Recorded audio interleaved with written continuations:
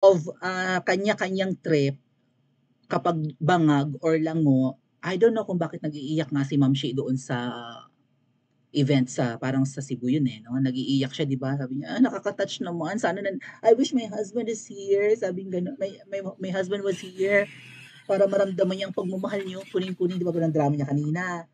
O si Tani naman, may lumang video ng pagdadrama, parehong-pareho talaga, parang crocodile tears lang talaga yung dalawa.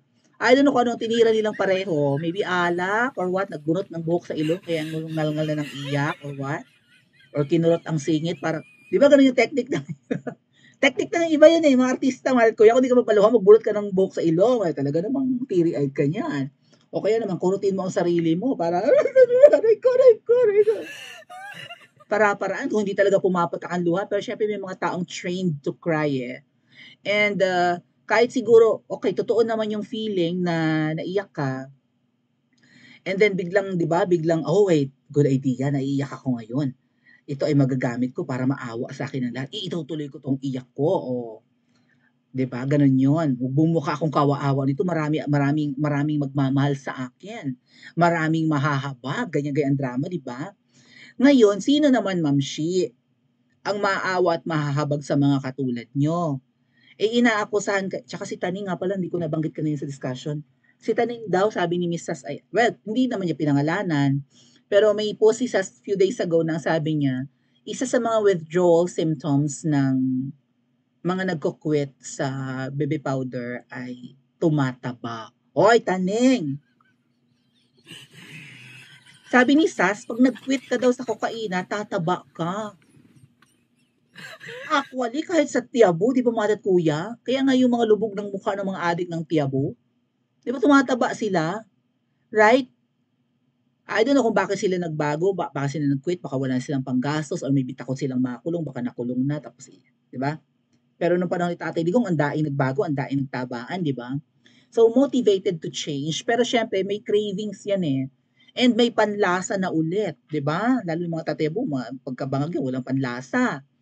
O, ay nung nagkaroon ng panlasa, pash-pash ng kain, baka yung iba ay dinadaan sa yosi, yung iba naman, thank you Ate Marilu, yung iba dinadaan sa kain.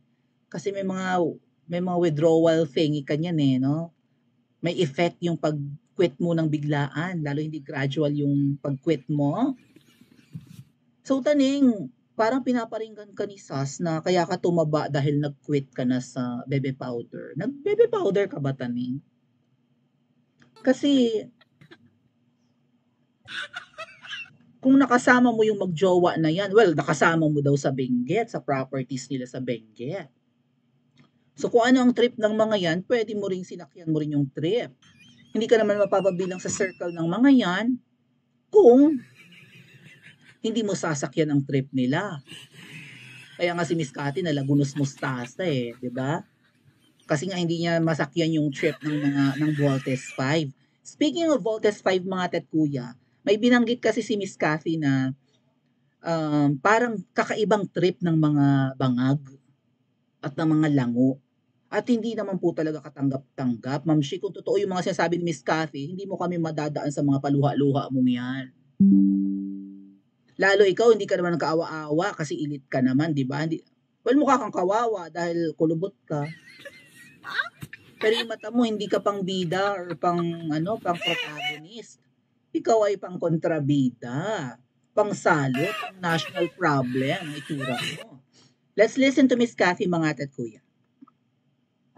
Sabi ng tatay ko,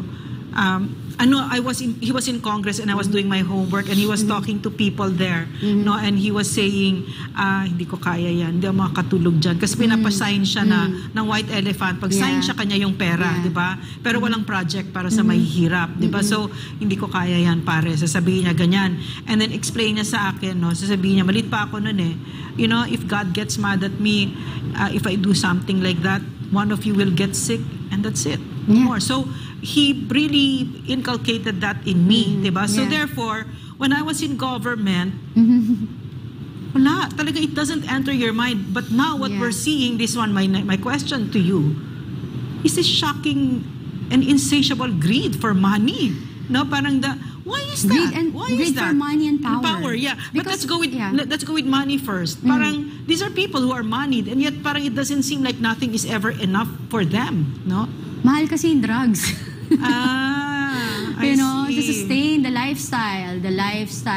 And again, like what I said, pag yung puso mo walang Diyos, Yeah. wala eh. 'Di ba? Parang wala talaga. You worship money. You Yeah. worship it. Yun ang sinasamba mo. Parang, yung tingin mo lahat, you can buy everything and anything. If you're powerful, you can get everything. I heard, like, even common friends of ours, like yung friend nila, mga negosyo, kinukuha din. How I wish they will speak sooner or later, di ba? Parang, kinukuha yung mga negosyo nila. Then, even that Pogo, hindi yan mawawala kasi part din yan ng ano Sila nila. rin yan, no? Oo naman, di ba? Parang, And I know. yung sa Kingdom, sa KOJC, mukhang ang target nila ay yung properties ni Pastor. Yes. Alam mo, Pastor, i-donate nyo. Diba? Sa tamang tao. Pero wag niyong bibitiwan kasi hindi worth it. Ilaban niyo po to. So Ilaban niyo Kathy, talaga. what did you see, no? Kasi you were in that circle. Ano yung character ng president natin? At saka nung first lady, at saka yung pagka nagko-cocaine sila. How did it manifest itself? Okay, like not only Yeah. the character of the president but the people who surrounds them. Yes, Like yes. something happened nga to me, di po ba? So parang I was blinded with fame, power, money, and like, all of those things na sige lang, game, okay lang naman. Yung alam niyo po yun? Well, yung character is like that nga po. Untouchable, nothing can go against us or else Arrogant. something will happen, arrogante, mata pobre, yung parang nice in front of you, will be, yun nga, hindi nyo ba napansin? Parang ang style nila, gagamit sila ng mga tao Yeah. to fight for them, Yeah. pero sila itself di sila haharap. Yeah. And it's sad. Yeah, yeah. It happened to me rin eh. Di ba yung pag na, whoever, like, who's that guy from Pidea who speak? Morales. See? Hindi ko Yeah. siya kilala ha. So, Yes. talagang wala kaming Yeah, connection. yeah. So, another one, attorney, yung may libro, Attorney Vasquez. Or si, may book siya. The Kingmaker. Yeah. Vic Rodriguez. Vic Sorry, hindi Rodriguez. talaga. So, Attorney Vic Rodriguez. hindi ko sila nakakausap and all. So, imagine all those people are really close to them, Yeah. protected them, defend them. Yeah. Look what happened now. Yeah. President, all the leaders owe it to the people. We put them there. But my Like- question, is it beyond them, no? That group, including the president, to think about, I don't care about, because you're saying, they owe it to us, diba? But now that he's in power, he can think, I don't care. I'm president now. I don't need to, is it beyond them to think that way? Yeah. They're shameless Yes. about it. Yeah, they are. Parang, What about members of Congress na may member din ba sa circle na yun? Or at least malapit sa circle na yun? Na gumagamit din ng cocaine? Yan. Yeah. Talaga? Oo And naman. It's so hard to fathom May ang nangyayari party sa there. bansa. Wow, it's really a party drug. No? It's really a party drug. And again, nakakalungkot kasi may mga anak din kayo, may mga apo kayo, and you're normalizing the abnormal. So how can you lead this country if you think that way? You're not, it's all about the money, fame, power ba? So sige, let's see when God will parang singiling kayo. Bukas makalawa, hindi natin alam ano mangyayari sa inyo. Pero siguro Dito rin binanggit ni Miss Cathy, mga ate at kuya, na excuse me, na ang trip ng ibang mga bangag, I think pertaining to the Voltes 5, ay ang mga tauhan nila ay pinagtitripan ng mga hindi na talaga katanggap-tanggap. Posted by Yu Chang.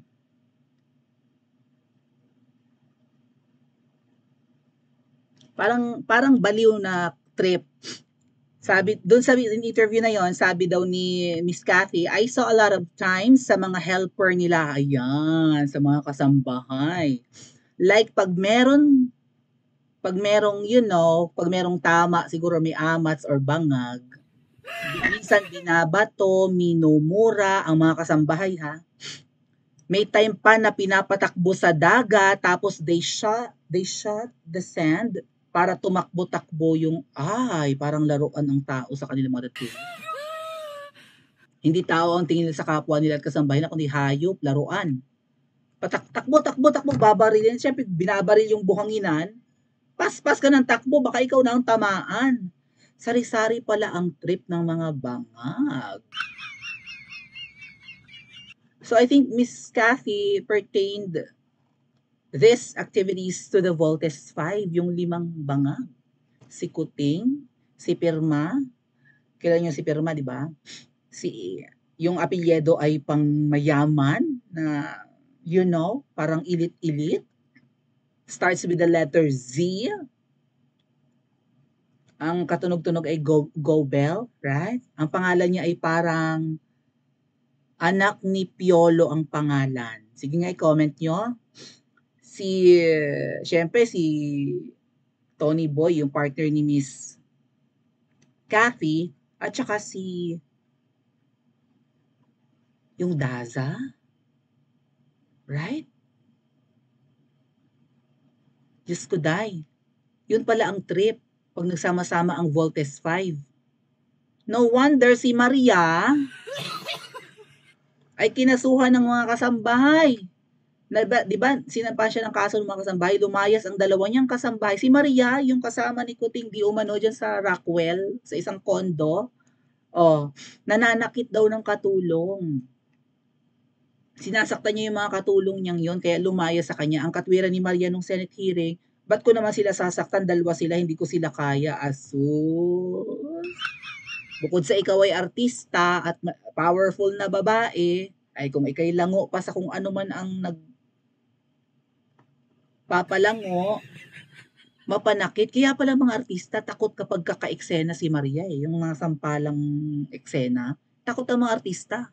Kasi kapag siguro ngagba si Maria, ay ang lakas ng at totohanan ng kiyompalan, mga ate at kuya, lagapakan kung lagapakan, kasi odang magdugo ang bibig mo, bunganga mo, magpasa ang mukha mo, wapakil si Maria, wala siyang empathy. Kaya na ito trabaho lang, ta siguro high na high din. Kaya nga umiwi din si Maria Pero ngayon parang nanunumbalik na si Maria sa katinuan, at sana nga hindi na niya ginagawa dahil nasira ang buhay niya dyan So, Senator Bato, nagsisinungaling. Yung kunwari nanginginig-nginig pa sa takot. Ay, Diyos ko po ito, mga sari-sari din. Ang galing magdrama ng mga mga jodiktiba, nakakaloka. Nginig-nginig, kinakabahan ako, nasa Senado ako, kawawa naman ako. Si Robin, kawawa, inalalayan ng bongga-bongga si Maria. Ba, nanginginig din yung tao, takot na, bakit yung kami inaapi? Sabi ni Robin. Kayo pa ngayon ang inaapi, ang titigas naman ng mga pes. Tama ba mga ate at kuya? Comment po sa comment section at mag-like at subscribe din po kayo.